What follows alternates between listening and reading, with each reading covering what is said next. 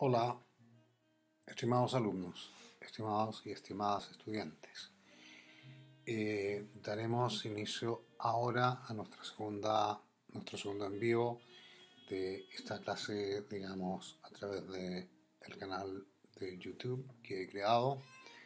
Y en esta ocasión tenemos que referirnos especialmente a la temática que aborda, por supuesto, Martin Heidegger en su libro El origen de la obra de arte, que ese es especialmente el tema sobre el cual en este momento estamos o deberíamos reflexionar.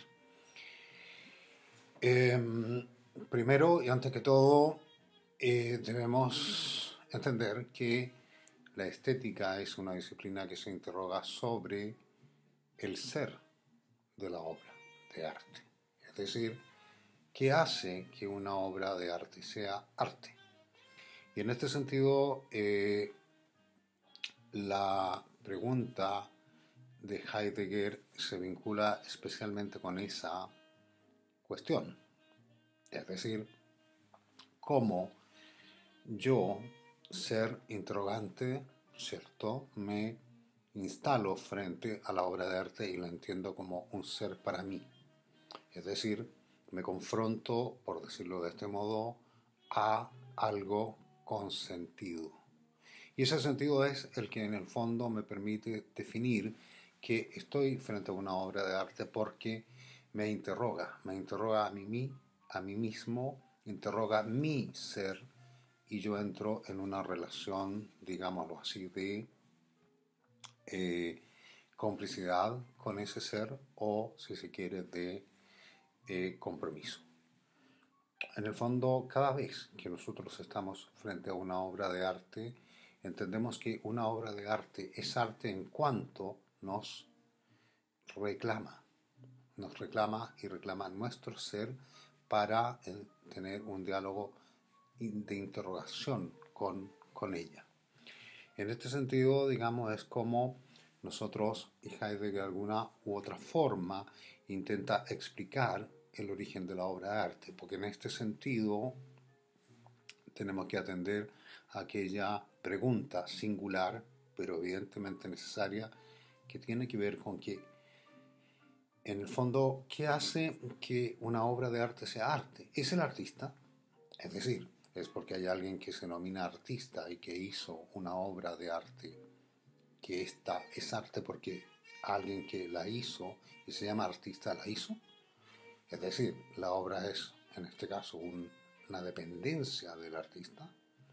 O al revés, es porque hay algo que se llama obra de arte y hace que aquel que la hace, digamos, valga la redundancia, se llame artista. En fin, es una interrogación un poco, ¿no es cierto?, curiosa y al mismo tiempo, al parecer, ociosa.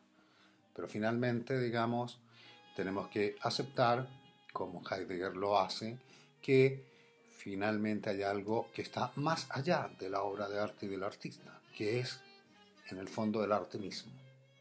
Pero finalmente, ¿qué es qué nos dice que es el arte? ¿Nos lo dice el artista? ¿Nos lo dice la obra que hace el artista? Y finalmente, la pregunta es, ¿qué depende de qué? ¿El artista depende de la obra? ¿Hace la obra al artista? ¿O el artista hace la obra? ¿O el arte hace a ambos? ¿Qué es primero? En ese sentido, nos encontramos frente a una interrogación circular, que es lo que de alguna forma se ha denominado el círculo hermenéutico. Ese círculo, digamos, que nos conlleva por la pregunta de qué, o que parte, digamos, o que nos lleva hacia la pregunta fundamental y necesaria de qué es el arte, en este caso nos dice que fundamentalmente no hay quizá una respuesta. No hay una respuesta porque finalmente, digamos, el arte es algo que existe en cuanto, digamos, es algo que está en disposición hacia nosotros. Y en disposición hacia nosotros dice o quiere decir que esa obra interroga nuestro ser, como dijimos antes. O sea, finalmente es que estamos en algo que no se agota en ningún caso en sí mismo. Es decir, no hay una respuesta suficiente que finalmente, digamos, nos pueda decir qué es el arte. ¿Cuál sería finalmente la respuesta si queremos tener alguna o algún indicio de respuesta? Esta sería finalmente que el arte es, o la obra de arte más bien, ¿no es cierto?, está diciéndonos que hay un universo, o decirlo de este modo, un horizonte de sentido, que es ese espacio donde se manifiesta, digamos, de alguna u otra forma el ser del hombre, el ser del ser humano, valga la redundancia. Y en esa medida, digamos, la obra artística expresa algo que va más allá de la mera, ¿cierto?, organización de colores, sonidos, en el caso de la música, o de una estructura formal en el tipo de arte que sea. Y en este sentido, digamos, Heidegger es muy penetrante en su estudio, en la medida en que, como sabemos, su interrogación circular apunta precisamente a develar el ser.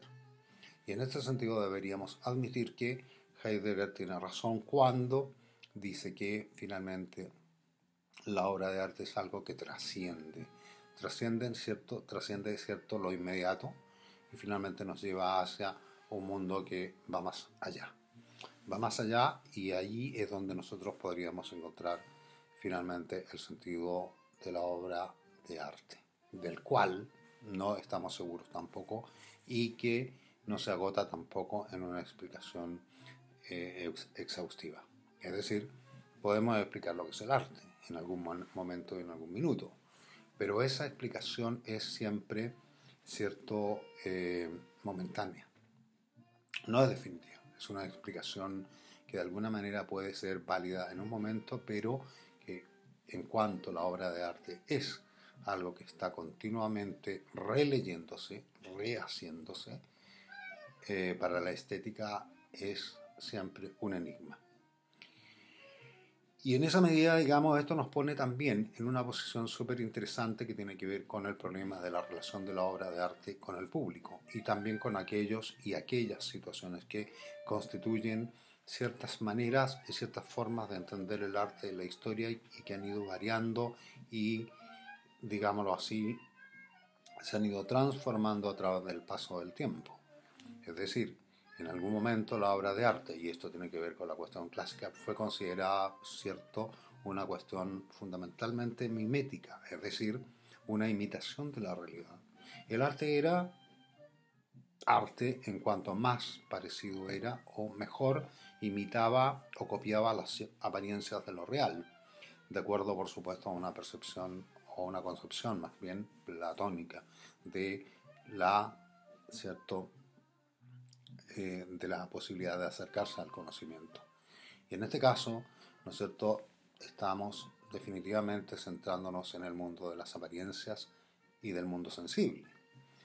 Esa corriente, digamos, que se extiende a lo largo de la historia, podría llamarse, de hecho, empirista o sensualista incluso, y que ha tenido representantes importantes a lo largo de la historia, ¿cierto?, de la reflexión estética, entre los cuales podría estar el mismo Baumgarten, quien es como un poco el fundador de la estética, y podría estar también hasta el mismo Kant, de alguna forma, ¿no?